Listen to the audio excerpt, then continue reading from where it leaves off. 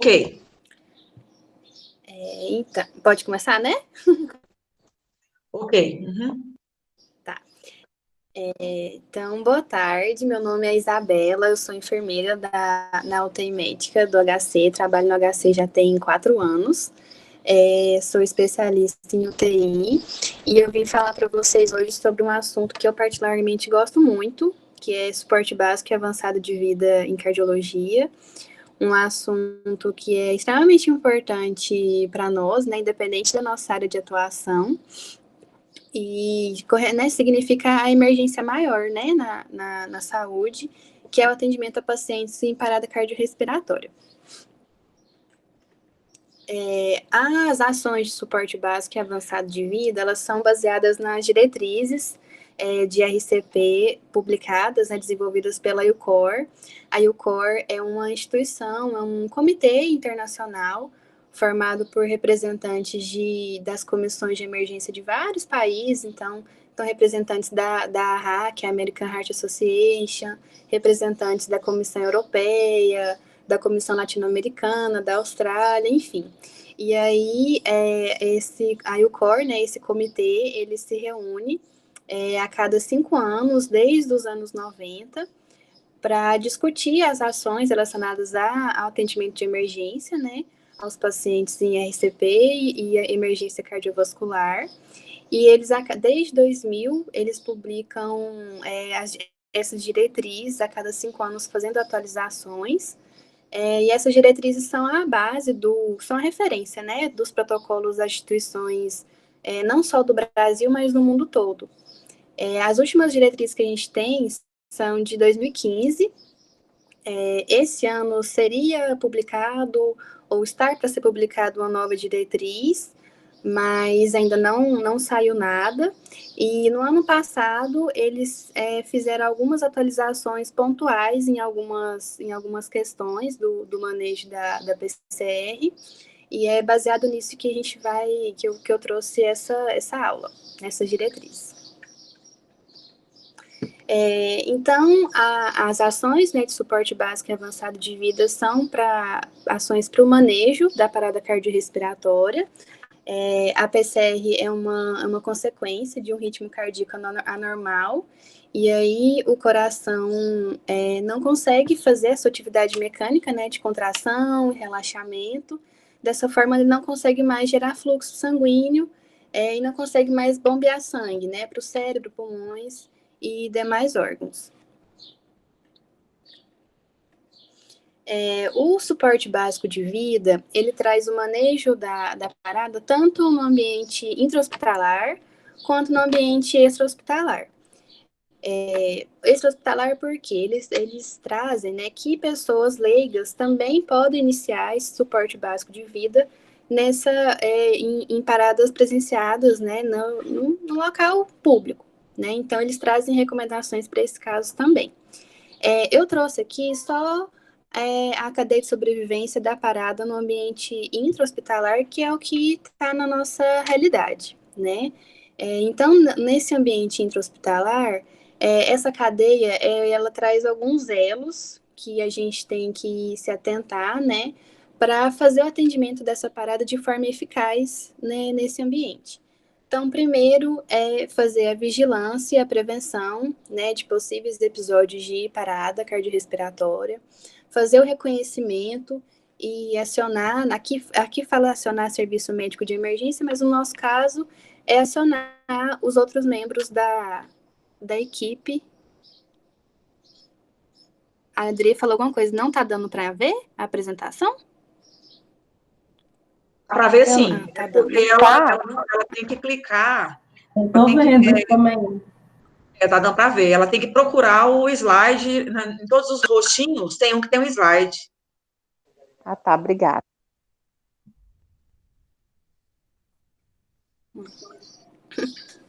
Tá, então, seguindo. Segundo, né, fazer o reconhecimento, né, dessa parada e acionar, no nosso caso, os outros membros da equipe. Depois, fazer uma RCP imediata e de alta qualidade, promover uma rápida desfibrilação, e promover um suporte avançado de vida e cuidados pós-parada para esses pacientes que têm o retorno da circulação, né, após as manobras. Então, são esses os elos que a gente tem que seguir nesse atendimento de parada no ambiente intra-hospitalar. O suporte básico, ele consiste em realizar uma RCP de alta qualidade e uma desfibrilação precoce. A RCP, ela consiste em realizar compressões torácicas, abertura de vias aéreas e ventilação. Nessa ordem, como está mostrando aí pela figurinha, então, primeiro a gente realiza compressões torácicas, depois promove a abertura de vias aéreas e depois realiza a ventilação.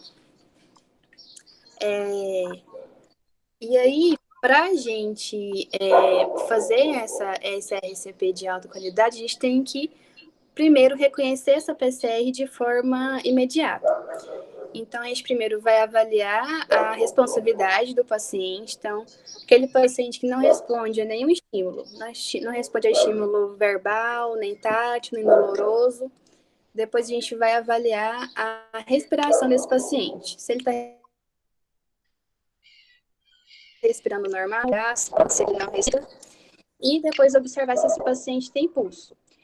A avaliação do pulso, a gente vai avaliar o pulso carotídeo, avaliar por no máximo 10 segundos se a gente consegue palpar esse pulso.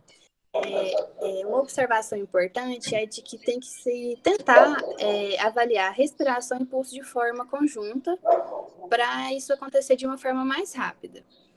Então, aquele paciente que não responde, né, que é irresponsivo, não respira ou você está apresentando apenas gasping e não tem pulso, isso significa que ele está numa parada cardiorrespiratória. E aí, nesse caso, a gente tem que iniciar a RCP de forma imediata. Aqui eu trouxe para a gente só uma figurinha, né, para mostrar como é que a gente localiza o pulso carotídeo. Então, a gente vai localizar a traqueia, vai deslizar 2 ou 3 dedos até esse espacinho que tem entre a traqueia e os músculos, né, ao lado do pescoço, e aí é nesse ponto que é possível palpar o pulso carotídeo. Então, se naquela avaliação, né, a gente tenta localizar esse pulso, se em 10 segundos a gente não localiza, isso significa que o paciente está em parada e aí a gente tem que começar as manobras de ressuscitação. Falando sobre as compressões cardíacas, as compressões são a ação mais importante da RCP, porque são as compressões que vão gerar fluxo sanguíneo para os órgãos e para o próprio coração também. Então, por isso que a ênfase da RCP são nas compressões, justamente por essa ação, né, que ela promove. As compressões, elas têm que ser realizadas numa frequência de 100 a 120 compressões por minuto, tem que permitir o retorno total do tórax após cada compressão, porque é nesse retorno que vai acontecer a perfusão coronariana, né? Então, é nesse momento que as coronárias vão gerar fluxo sanguíneo e aí promover fluxo para o miocárdio. Então, tem que ter esse retorno do tórax após cada compressão. Tem que se comprimir a uma profundidade de no mínimo 5 centímetros o tórax do paciente. E as interrupções, as compressões, têm que ser minimizadas. Então, assim, não pode ficar interrompendo muito as compressões. Se for necessário fazer uma pausa por algum motivo, tem que ser no máximo de 10 segundos, justamente para ter essas compressões de forma contínua e aí manter esse fluxo sanguíneo. E aí uma observação é que deve-se alternar os profissionais que fazem as compressões a cada 2 minutos, porque é uma atividade que é bem cansativa, e aí se o profissional fica lá por 2, 4, 6 minutos, ele vai ficar fadigado e aí a qualidade das compressões vai cair. Então tem que fazer essa alternância dos profissionais. Aí aqui eu trouxe para mostrar, né, como é que é o posicionamento, né, para realizar essas compressões. Então, o profissional tem que ficar posicionado ao lado do paciente, colocar esse paciente em decúbito dorsal, se por acaso ele estiver em outra posição, né? E aí a gente vai posicionar as mãos e o corpo sobre esse paciente. Então, primeiro a gente coloca uma mão, né, a base de uma das mãos no centro do tórax, na metade inferior do externo. A outra mão sobre essa primeira mão, a base da segunda mão sobre a primeira. E aí a gente alinha braços para eles ficarem sobre as mãos, né? Os braços têm que estar esticados, né? Quando a gente vai fazer o movimento da compressão, não pode dobrar o cotovelo, igual às vezes algumas pessoas fazem. Então, o braço tem que estar todo esticado. E os braços, os ombros, né? Bem alinhados com as mãos. E aqui a figura está até mostrando, né? Que tem que fazer aquela compressão com essa profundidade de 5 centímetros. Lembrando que esse tamanho, essa profundidade é para o paciente adulto. Paciente criança e RN tem algumas diferenças. Eu não sei se eu estou falando muito rápido, se eu tiver, vocês me falam. O outro item do suporte básico de vida é promover a abertura da via aérea. Se essa via aérea não ser aberta, não vai acontecer uma ventilação eficaz. Existem duas manobras de abertura de via aérea que podem ser realizadas. Tem a inclinação da cabeça e elevação do queixo. E a segunda é a anteriorização da mandíbula. A anteriorização da mandíbula é utilizada para pacientes que têm suspeita de lesão de coluna cervical. Então, nesses casos, só que ela vai ser utilizada porque ela é mais difícil de ser realizada e, às vezes, ela não promove essa abertura da via aérea. Então, ela é utilizada só nesses casos. Para fazer a inclinação da cabeça e elevação do queixo, eu trouxe aqui outra figurinha. Primeiro, a gente vai colocar uma das mãos, né, sobre a testa do paciente e pressionar com a palma da nossa mão para inclinar essa cabeça para trás. Igual, acho que nessa primeira figura está mostrando bem. E aí, com a outra mão, a gente vai colocar os dedos na parte óssea da mandíbula, próxima ao queixo, e elevar essa mandíbula para que o queixo vá para frente. Até nessa primeira figura, a gente consegue ver... Quando o paciente não está com a cabeça sem estar inclinada, a língua está obstruindo a via aérea, né? Então, se for fazer uma ventilação aqui nessa forma aqui, não vai passar ar nenhum. Então, por isso que a gente faz essa manobra, aqui na segunda figura já dá para perceber que quando faz essa manobra, a língua sobe, e aí essa via aérea fica com a passagem liberada. E aquela outra técnica que eu falei, que é para aqueles pacientes com suspeita de lesão de coluna, né? O profissional vai colocar uma mão em cada lado da cabeça do paciente, e aí com os dedos ele vai colocar o dedo sobre a angulação da mandíbula e deslocar esse queixo para frente. Como eu falei, é uma técnica mais difícil de fazer e às vezes não tão eficaz. E aí, se os lábios se fecharem, a gente ainda tem que pressionar o lábio para baixo para poder abrir esse lábio. Mas, como eu falei, a técnica que é de primeira escolha é a inclinação da cabeça, elevação do queixo. E o outro item, né, da RCP é a realização das ventilações. A ventilação... ela pode ser realizada de duas maneiras, com os dispositivos de barreira, que no caso tem a máscara de bolso, que a gente não utiliza muito no hospital, e tem o dispositivo bolsa-válvula-máscara, que é o nosso famoso ambu, né? A ventilação com ambu e máscara.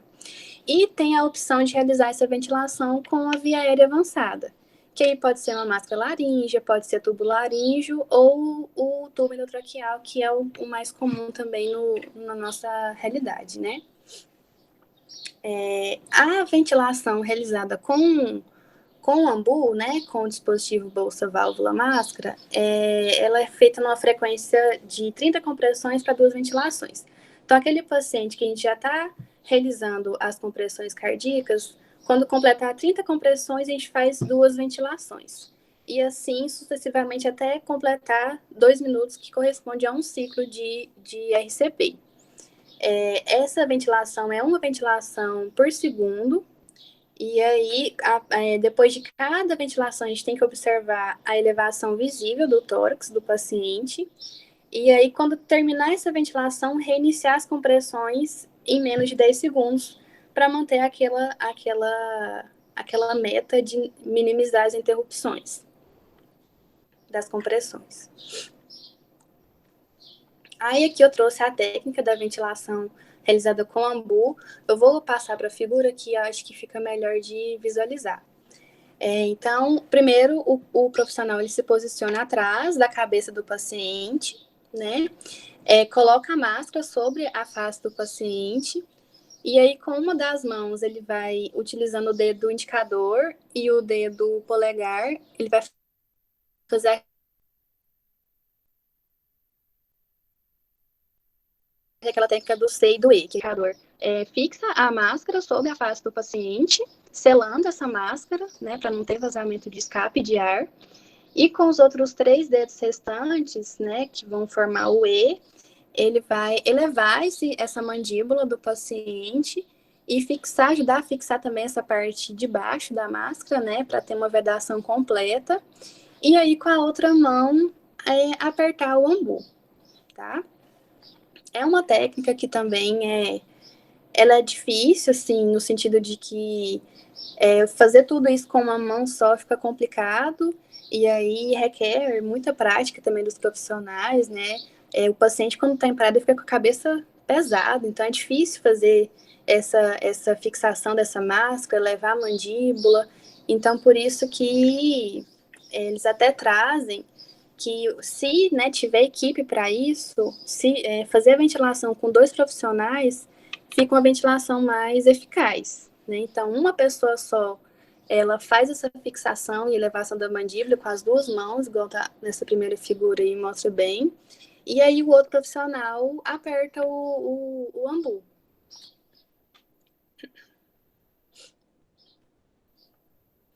E a ventilação feita com a via aérea avançada, já entrando um pouco na parte de suporte avançado, as compressões são feitas de forma contínua, sem pausa para fazer ventilação.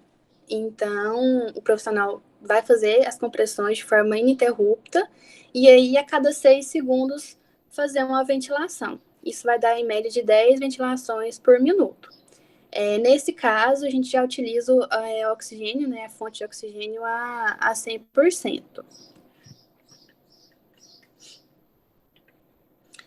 E o outro item da desfibrilação precoce, na verdade, o outro item do suporte básico de vida é fazer a desfibrilação precoce. O suporte, as diretrizes, né, trazem que essa desfibrilação pode ser feita com desfibrilador manual, que é o que a gente tem no hospital, né, que o próprio profissional reconhece o ritmo de parada, ele que seleciona a carga e ele que aplica o choque, ou pode ser feito com DEA. O DEA é um desfibrilador externo automático, é um aparelho que ele é portátil, inclusive ele pode ser manuseado por pessoas leigas. As diretrizes trazem que ele pode ser, recomendam, né, que existem esse DEA em locais de alto fluxo de pessoas, por exemplo, aeroporto, estação de metrô. Lá nos Estados Unidos tem alguns locais que tem o DEA disponível, assim, nesses locais. Aqui no Brasil, acho que não. O DEA, ele é muito utilizado no serviço pré-hospitalar. E o DEA, como o nome diz, né, ele é automático. Então, o próprio aparelho que vai verificar o ritmo de parada, identificar esse ritmo, ele que vai selecionar a carga, e aí a pessoa, o profissional, só tem que apertar o botão de disparo desse choque. E aí a colocação das pás é igual o do aparelho manual mesmo, né, convencional, e são pás adesivas, diferente da nossa, né, que são pás manuais. E aqui eu trouxe, é o algoritmo, né, de manejo da PCR em adultos, que faz uma revisão, né, de todas essas ações. Então, Primeiro, o paciente, a gente se depara, né, com um paciente que está inconsciente. A gente confere se esse paciente realmente não tem nenhuma responsividade. Então, o paciente não responde, a gente vai acionar por alguma ajuda, né, de algum outro profissional e já pedir para trazer o carrinho de emergência com o desfibrilador. E aí, depois, logo em seguida, a gente vai observar a presença de respiração e pulso. Então, verificar se o paciente respira ou não, ou se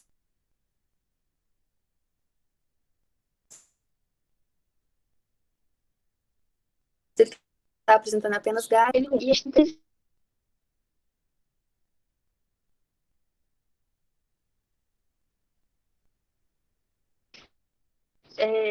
três opções possíveis. Então, primeiro, paciente que não fazemos só o monitoramento desse paciente. Quer que eu faça uma pausa para a internet voltar? Tá, vou começar de novo essa parte. Então, a gente vai... Aqui é o algoritmo das ações, né, do manejo de suporte básico para pacientes em parada. Então, primeiro, a gente vai... Quando a gente se depara com um paciente que aparentemente, né, não está respondendo, está irresponsivo, a gente vai confirmar se esse paciente realmente não tem nenhuma resposta, não responde. Então, o paciente não responde, a gente vai chamar por algum profissional, né, ajuda de algum profissional, de algum outro colega, pedir para trazer o carrinho de emergência com o desfibrilador e aí logo em seguida observar a presença de respiração e pulso. Então, se esse paciente respira ou não, ou se ele está somente com gasp, e observar a presença do pulso. E observar a presença do pulso naquele tempo de no máximo 10 segundos. E aí a gente vai ter três opções possíveis. Então, primeiro, paciente que não responde, mas tem uma respiração normal e tem pulso, a gente vai fazer a monitorização desse paciente. O paciente não responde, não respira, ou gasp, eu tô só com gasp, né? Mas ele tem pulso, isso significa que ele está em parada respiratória só. E aí a gente vai ser administradas ventilações de resgate, uma ventilação a cada 5 a 6 segundos, e aí a cada 2 minutos avaliar a presença ou não de pulso. Se em algum momento esse paciente não tiver mais pulso, aí a gente inicia a ICP. E a terceira opção é quando o paciente, além de não responder, não respira, né, ou só tem gasping, ou também não tem pulso, isso significa que ele está numa PCR e aí a gente tem que iniciar a ICP de forma imediata. Então, a gente inicia a ICP pelos ciclos, né, pela compressão cardíaca, 30 compressões para 2 ventilações, no caso da ventilação ser realizada com o ambu e máscara. Aqueles pacientes que já tiverem sob ventilação mecânica com a via aérea avançada, né, vai ser compressões contínuas com uma ventilação a cada 6 segundos. E assim que o desfibrilador estiver disponível, a gente vai verificar o ritmo desse paciente. Se for um ritmo chocável, a gente aplica o choque e reinicia a ICP imediatamente depois. Se for um ritmo que não é chocável, a gente continua fazendo a RCP por mais 2 minutos até verificar o ritmo de novo.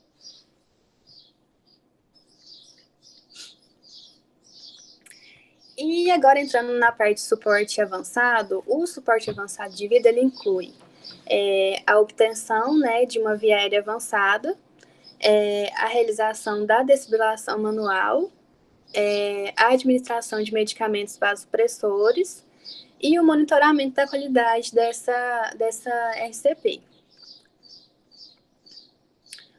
A via aérea, como eu falei, né, a via aérea avançada, ela pode ser realizada, né, com a máscara, pode ser máscara laríngea, ou o nosso caso, que é mais comum, o tubo endotraqueal. A via aérea avançada, ela permite uma melhor oxigenação desse paciente, né, do que em comparação com ambu e máscara. E ela também permite ela faz com que diminuam essas interrupções das compressões durante a ICP. Porque como vai ser feita a compressão de forma contínua, a gente não vai pausar a compressão para fazer a ventilação, como no caso com o ambu e máscara, né? Então, diminui-se essas interrupções. E através da via aérea avançada também, a gente consegue monitorar a qualidade da RCP, porque aí a gente pode ligar o capnógrafo, e aí, pelo valor da pressão de dióxido de carbono exalado, a gente mexe de forma adequada. Então, valores acima de 10 milímetros de mercúrio, isso indica que as manobras estão adequadas. Valores abaixo indica que essa RCP não está sendo feita de uma forma muito eficaz e a gente tem que fazer algum ajuste. Ou melhorar a qualidade das compressões, melhorar a ventilação, tem que ser feito algum ajuste para melhorar essa qualidade. E é importante falar que a gente, para aqueles pacientes que ainda não estão com a via aérea avançada e que tem que ser entubados, né, a gente não interrompe a RCP para fazer a laringoscopia. Então, o médico vai laringoscopar esse paciente, vai fazer a visualização e na hora que ele for introduzir o tubo mesmo, aí pode-se interromper as compressões para ele passar esse tubo e aí depois verificar o posicionamento desse tubo, né, pela ausculta. Então, é só nesse momento mesmo, não interrompe a RCP para ele ficar lá fazendo visualização, não. É só para passar para a introdução do tubo mesmo.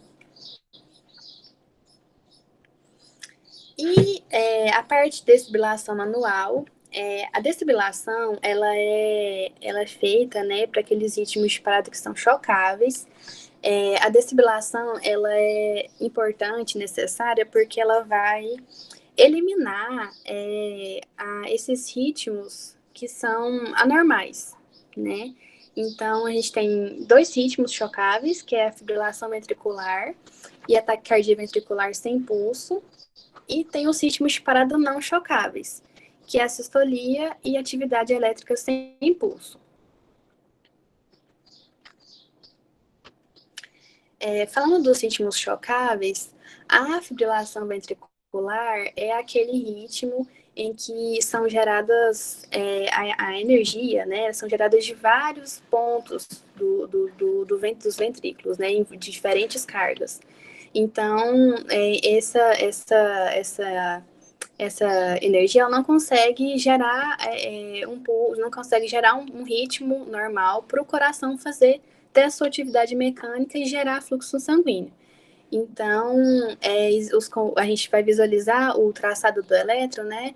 O complexo QRS totalmente polimórfico, então cada um vai estar de uma forma diferente, com amplitude de onda diferente, totalmente irregular, como dá para ver aí pela figura. E aí tem 2 tipos de FV. Tem a FV grossa, que é o QRS, ele está um pouquinho mais alargado e com amplitude um pouco maior, a onda vai ser um pouco maior. E a FV fina, que é o QRS um pouquinho mais estreito e menor, a onda. Tem algumas FV finas que a gente pode confundir com a sistolia, porque o QRS fica bem pequeno, principalmente quando essa FV fina está evoluindo para uma sistolia, pode ter essa confusão. Mas, sim, no geral, a gente consegue visualizar bem a FV no monitor, dá para identificar bem. O outro ritmo é a taquicardia ventricular sem pulso, que é uma taquicardia, né? Então a frequência vai estar acima de 150, só que é uma taquicardia, é uma atividade que não gera pulso, né? E aí, para a gente identificar, os complexos QRS, eles vão estar alargados, são monomórficos, então todos eles vão ser bem semelhantes, e aí não tem ausência, não tem onda peito. Em relação então, quando a gente identifica, né, esses ritmos de paradas chocáveis, tem que ser feita a desfibrilação. Como eu falei, a desfibrilação elimina esses ritmos, essa atividade elétrica normal, e é isso, se o coração não tiver uma atividade cardíaca preservada, ele mesmo vai gerar um ritmo espontâneo. Então, a desfibrilação é necessária para isso. E aí, para desfibrilar, a gente tem que posicionar as pás, né? Tem o posicionamento correto. Existem duas formas de posicionar essas pás, mas a mais comum, que a gente mais utiliza, é a anterolateral. Uma pá vai ser colocada no ápice cardíaco e a outra pá abaixo da subclávia direita. Tem uma outra forma, que é essa forma anteroposterior, que é mais utilizada naqueles casos de pacientes que usam o marca-passo, porque a pá, ela tem que ficar a 8 centímetros do local onde está instalado o marca-passo. A gente não pode incidir esse choque em cima do marca-passo, né? Então tem que ficar a 8 centímetros de distância do marca-passo. Aí, dependendo de onde esse marca-passo está localizado no tórax, né, a gente tem que utilizar esse posicionamento anterior-posterior. Aí vai uma pá no ápice cardíaco e a outra pá na região escapular, lá no tórax posterior. Em relação ao choque, a gente pode utilizar, tem 2 aparelhos, né, de desfibrilação. O desfibrilador pode ser monofásico ou bifásico. No monofásico é dose única, é choque, a carga é única, é 360 Joule. O aparelho que é bifásico, a dose do choque vai ser de acordo com a recomendação do fabricante. Aí pode ser de 120 ou a 200 Joule. O aparelho lá do hospital, ele é bifásico, o nosso aparelho. E assim que a gente administra esse choque, né, a RCP, ela tem que ser realizada de forma imediatamente depois, então aplica o choque e já reinicia essa RCP, porque as compressões, vamos supor que esse choque ele tenha sido efetivo, né, ele tenha eliminado essa atividade elétrica. Quando a gente realiza a compressão logo após a RCP, é gerado um fluxo sanguíneo, né, principalmente perfusão coronariana, e isso auxilia o coração a retomar esse ritmo espontâneo, porque ele volta, né, de uma forma muito lenta. Então tem que ter um tempo, né, para ele conseguir se restabelecer e gerar fluxo, gerar pulso de novo. Então por isso que tem que fazer essa compressão imediatamente após. Aí essa RCP a gente administra por mais 2 minutos e aí ao final desse tempo avalia o ritmo de novo. Se tiver revertido a parada, a gente vai fazer os cuidados pós-parada. Se continuar um ritmo chocável, administra um outro choque. E se não for chocável, a gente vai reiniciar a RCP novamente. Os choques, né, subsequentes, se forem necessários realizar, eles têm que ser administrados com uma carga equivalente ou superior à carga anterior. Então, se esse primeiro choque a gente usou uma carga de 150 Joule, o segundo tem que ser com a carga igual ou maior do que esse 150.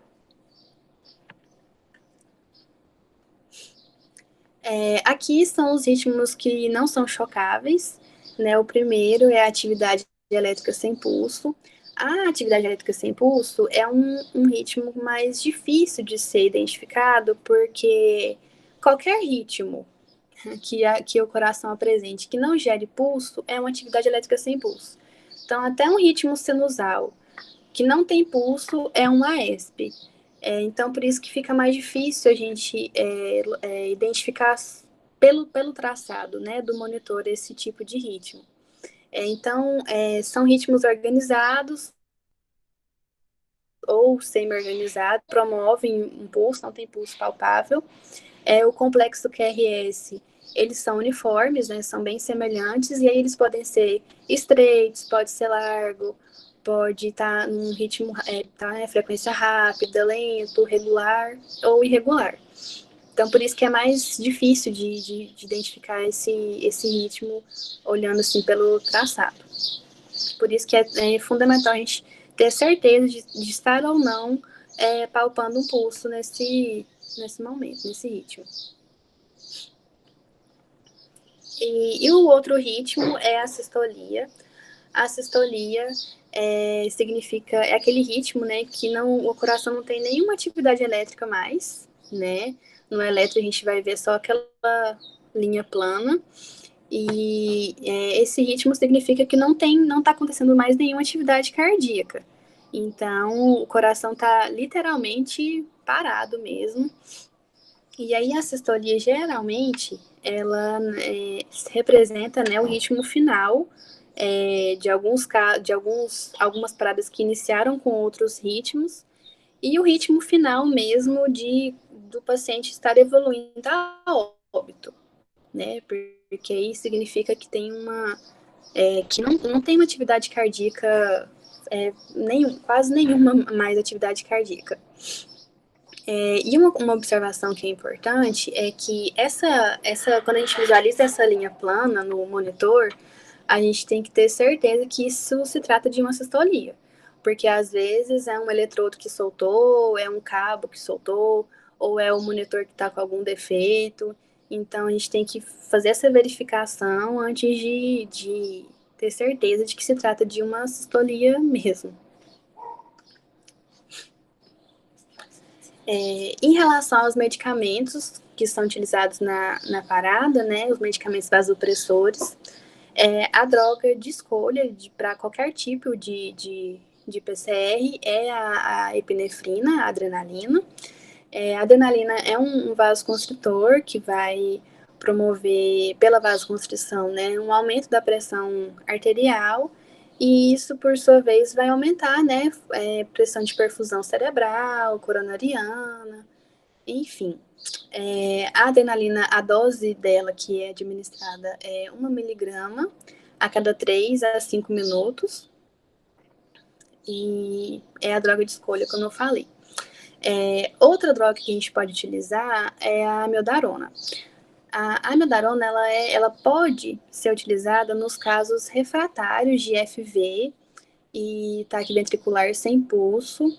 Então, aqueles casos que já foi feito a ECP, já fez a desfibrilação, já administrou uma dose de adrenalina e mesmo assim não reverteu essa fibrilação ou essa taquicardia, aí pode ser utilizado um antiarrítmico, que no caso a droga de escolha é a amiodarona.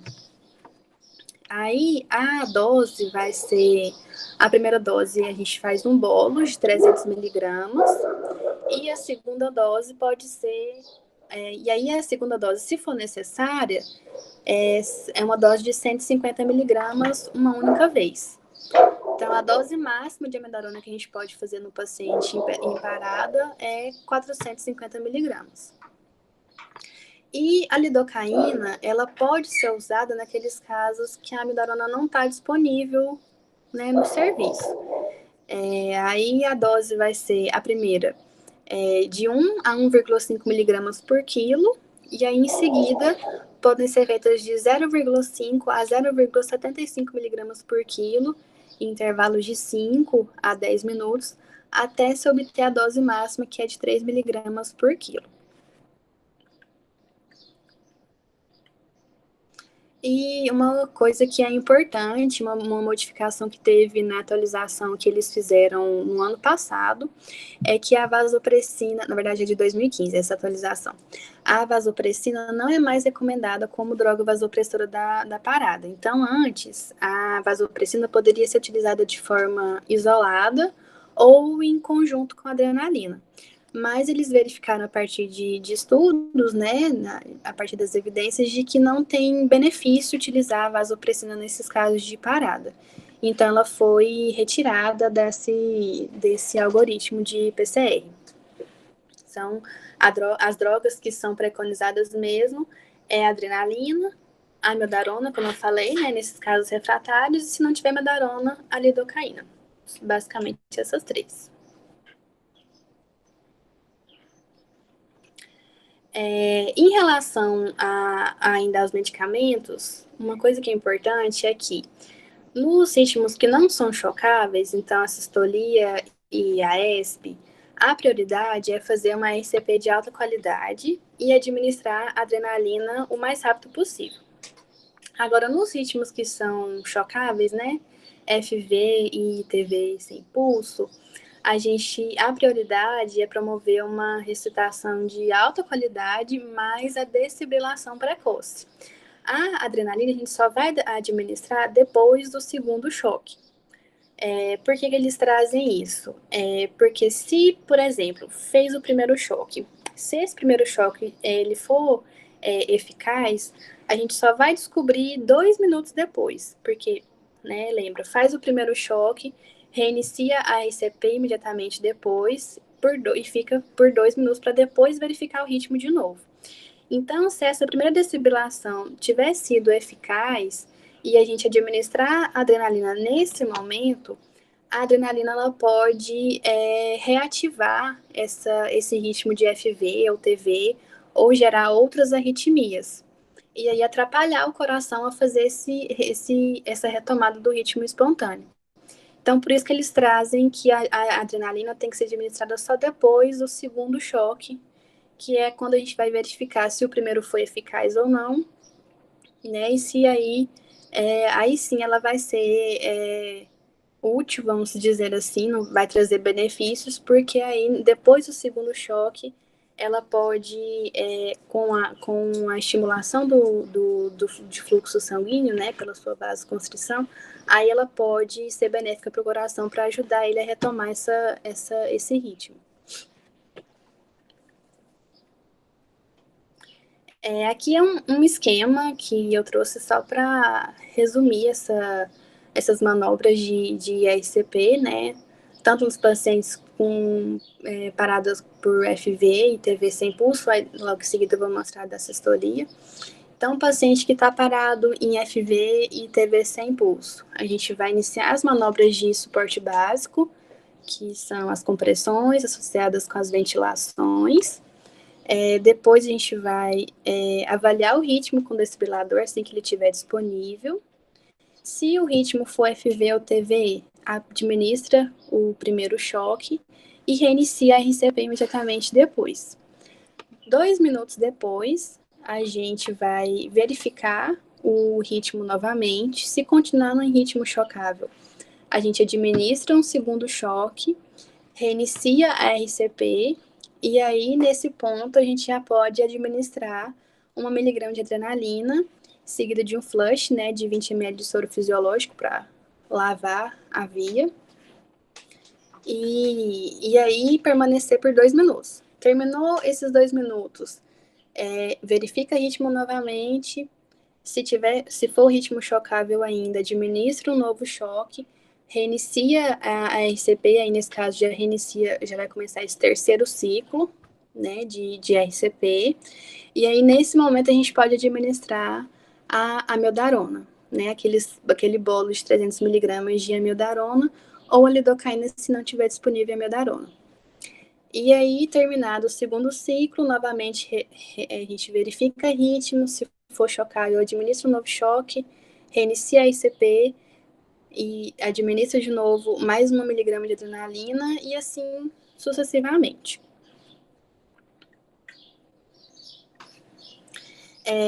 Nas situações de parada por assistolia e AESP, o esquema é o seguinte: a gente começa o suporte básico de vida, né, com compressões e ventilações da mesma forma. Com o desfibrilador, quando ele estiver disponível, a gente verifica o ritmo, e aí a gente vai verificar que o ritmo está em AESP ou assistolia. Continua fazendo a RCP, né, por mais 2 minutos, e administra 1 miligrama de adrenalina, a primeira dose de adrenalina.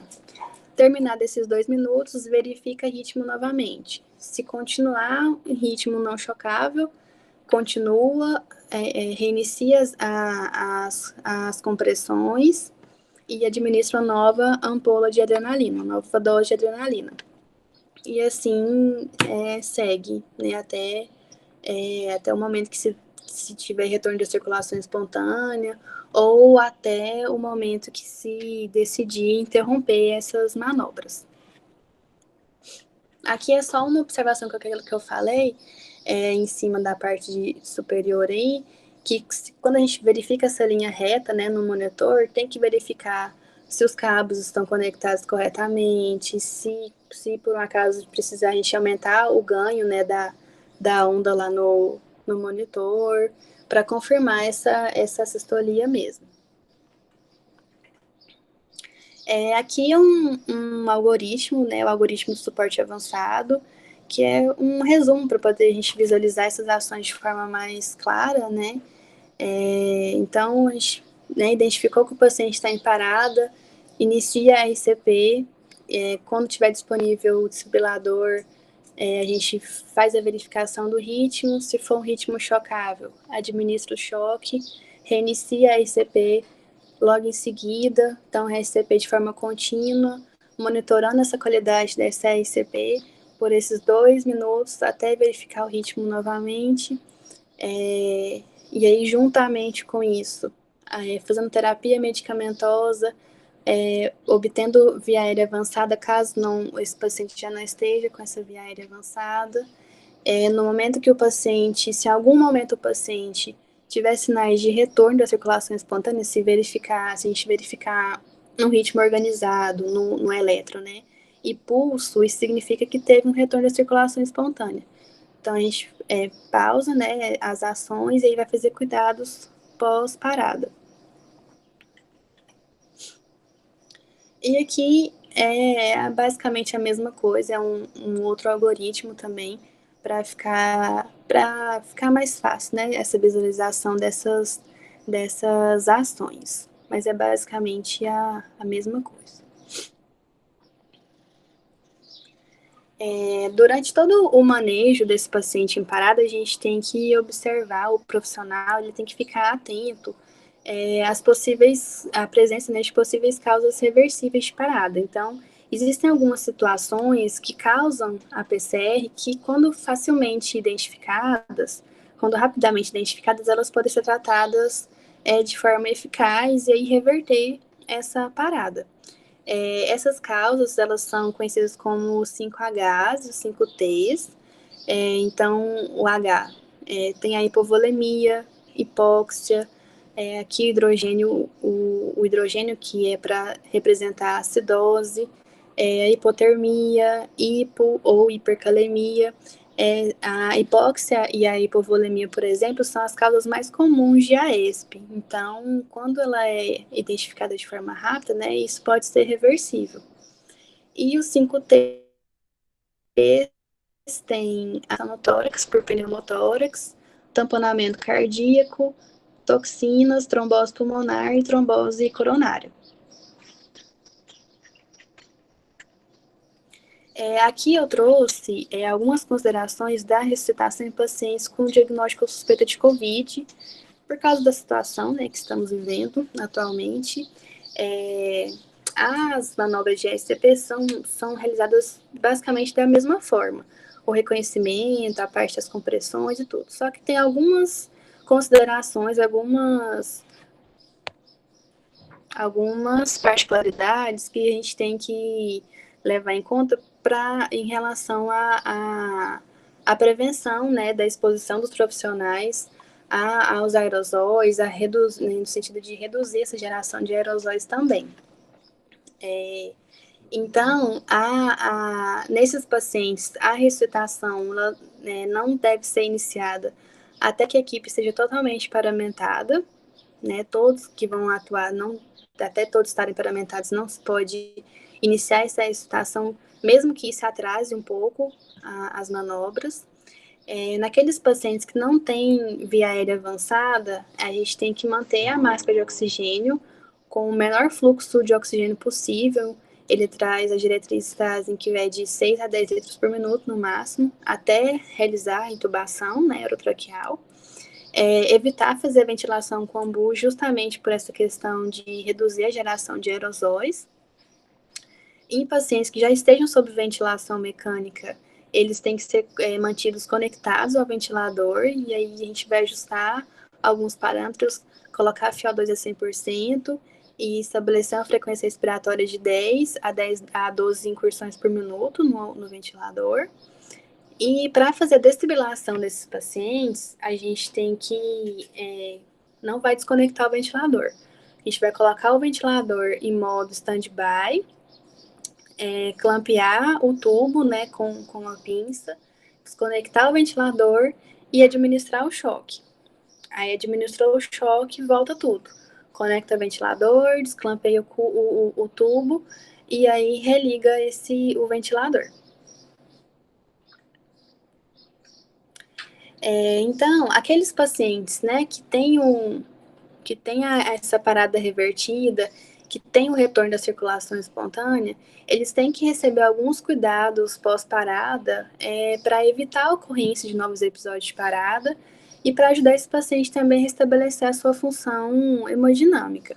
Então, esses cuidados têm o objetivo de otimizar a função cardiopulmonar e a perfusão de órgãos vitais, identificar e tratar, né, síndromes coronarianas agudas e outras causas que são reversíveis, controlar a temperatura para otimizar a recuperação neurológica, evitar a ventilação excessiva e hiperóxia e prevenir e tratar a disfunção múltipla de órgãos. Então, algumas ações, né, de cuidado são realizar o eletrocardiograma desse paciente, e aí se tiver algum sinal de síndrome coronariana aguda, né, com supra de ST, fazer a terapia de reperfusão coronária, fazer a reposição de fluidos e o uso de drogas vasoativas para evitar e corrigir hipotensão, né, então aqueles pacientes que têm pressão arterial média com menor de 65 milímetros de mercúrio ou uma PA sistólica abaixo de 90, tem que fazer essa terapia com fluidos, né, ou com as drogas. Ofertar suporte de oxigênio para os pacientes, mesmo para aqueles que retornam conscientes, né, respirando normal, a gente tem que ofertar oxigênio com catéter mesmo, a baixo fluxo, e realizar o controle glicêmico. E um outro cuidado pós-parada importante é o controle da temperatura corporal dos pacientes, para os pacientes que retornam comatosos dessa parada. A hipotermia, nesses casos, ela é importante porque ela reduz o metabolismo, né, corporal, e isso diminui o gasto energético do corpo, ou dessa forma é ofertado mais glicose e oxigênio para o tecido cerebral. Então, por isso que ela é importante para esses pacientes que comatosos, que voltam comatosos da parada. Então, o objetivo é manter a temperatura entre 32 e 36 graus por 24 horas, iniciar esse resfriamento desse paciente em até 6 a 12 horas após essa recirculação espontânea. Tem que ser estabelecida uma temperatura-alvo dentro dessa faixa, né, de 32 e 36 graus. E alguns métodos para fazer para induzir essa hipotermia, pode utilizar pacotes de gelo, tem algumas mantas térmicas também, infusão de soro fisiológico, né, gelado a 4 graus, por sonda nasogástrica ou por via endovenosa, naqueles pacientes que não tenham, né, congestão pulmonar. Lembrando que o volume final tem que ser no máximo de 30 ml por quilo. E depois que a gente estabelece, né, chega nessa temperatura-alvo, tem que se evitar o hiperresfriamento desse paciente, né? Temperaturas abaixo de 32 graus, porque aí nesse caso ele já não vai ter benefício, vai ser deletério para o organismo, essa temperatura tão baixa.